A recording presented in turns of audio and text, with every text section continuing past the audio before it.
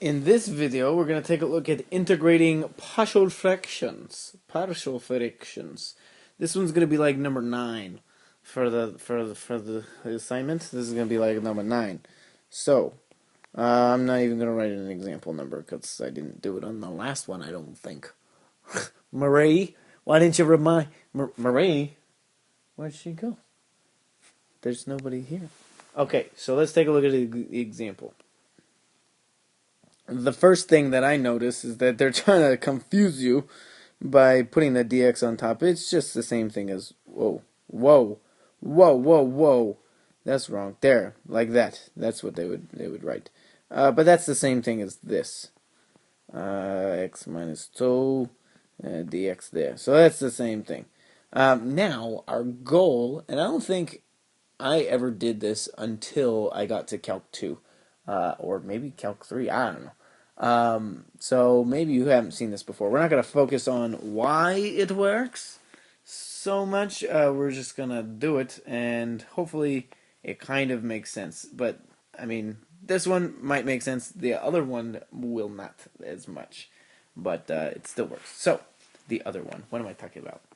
Frank, Marie, they're gone. What are they? Okay. So our goal is actually to split this up into two integrals. Something, so it'll be like something over x minus 5. That would be nice. Because then I can just immediately write ln of whatever. Right? And then the other integral would be something over x minus 2. That's my goal. That's my overall goal. And I'm going to show you how to do that. Because this is amazing.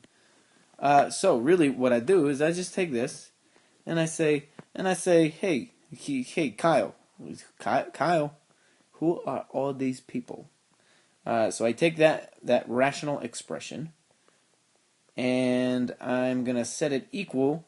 I mean, I said I want to get it into like two separate fractions, so I'm gonna make them two separate fractions.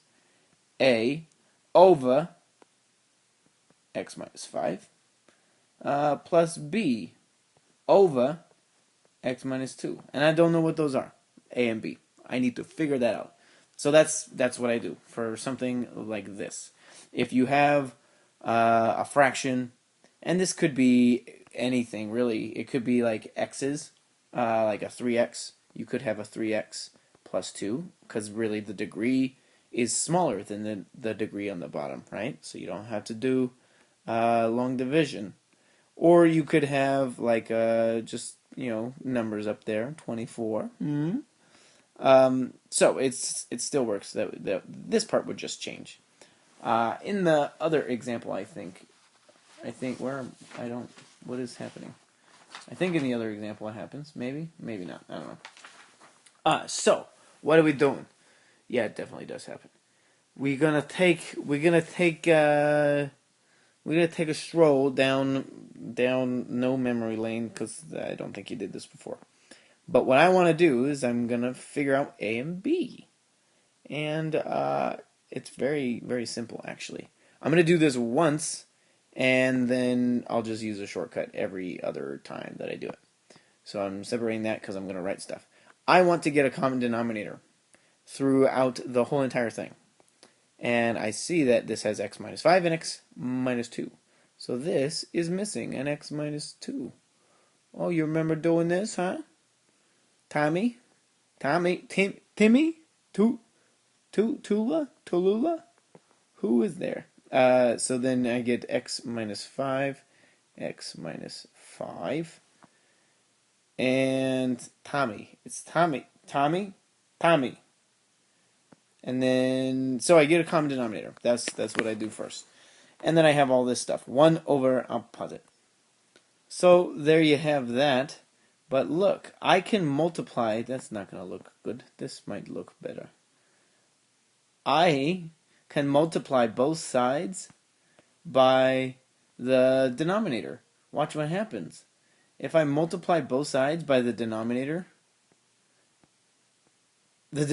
cancel out. They go away, right? Oh, wait, no, you can't see that. Red. Ha, ha, ha, ha. So after I get a common denominator, if I have an equal sign, this is exactly what I'm telling Algebra 2 right now. If you get a common denominator and there's an equal sign, the denominators go away automatically. So really, we have this simple thing, and that's what I'm going to do every other time. I have this simple equation, and I want to figure out what A and B are. So that's what I'm going to do. And it's actually the easiest thing in the world.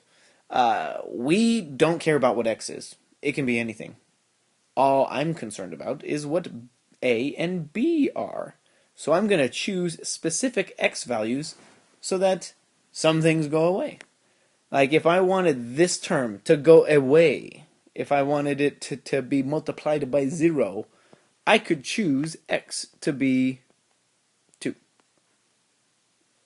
Yeah? Yes. Okay. If I choose X to be 2, then this part is 0. So that goes away. So really, my equation that I have is 1 equals B, well, X is 2, right? So if I have 2 minus 5, that's negative 3. So B times negative 3. What is B then? Looks like it's negative 1/3. That seems to be the case. And then I can do the same thing with, then find A. I can make this go away. How can I make it go away? I can say, let's suppose X is 5. And then we will have, well, that will go away. And then we just get 1 equals, right, the 1 over there, equals 5, 4, 3. 3A. So then A, I'm just going to write it. A equals 1/3. Oh my goodness, we did all this work and we haven't done any calculus yet.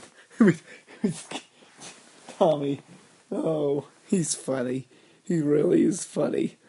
So then I'm just going to rewrite my integral now, using this fact. So instead of writing this, I'm going to write A over X minus 5, except for A is 1/3. And I'm going to write B over X minus 2, except for B is negative 1/3. And that's the same as that. So I will have the integral, the fantastic integral of, what is A? A is 1/3 divided by X minus 5. And I can plus it to add it to, this is negative 1/3 over X minus 2. So there we have that, dx. But I can split up that integral. And I can take these out in front and replace it with a 1. So that's what I'll do, all in one step. So I can have a 1/3 integral 1 over X minus 5 dx. I'm going to take this down there, so it's minus 1/3 times the integral of a 1 over X minus 2 dx. And remember, I can jump and use my shortcut. This will be the natural log of X minus 5. Oops. Minus 1/3 times the natural log of X minus 2. Plus C, don't forget the plus C, because at the beginning it was an indefinite integral.